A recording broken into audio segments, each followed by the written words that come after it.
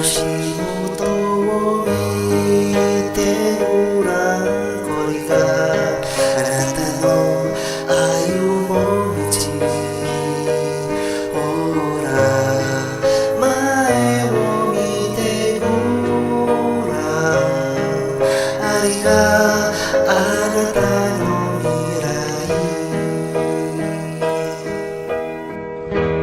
母が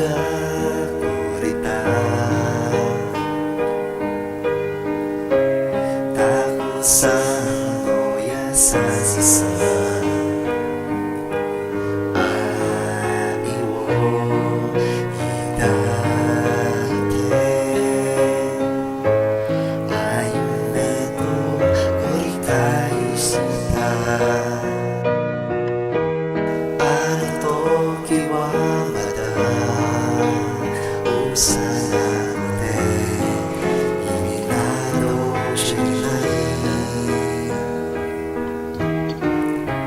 さあ私の手を握り、一緒に歩んできた。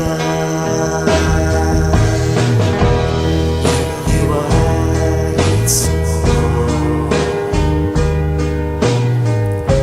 空高くあるから、余裕がなくて怖いね。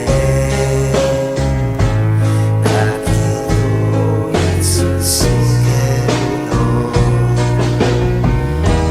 自分のストーリーだからこそ諦められない。不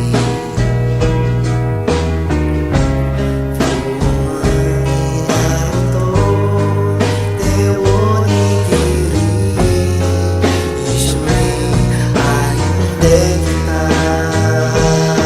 その優しさも時には嫌が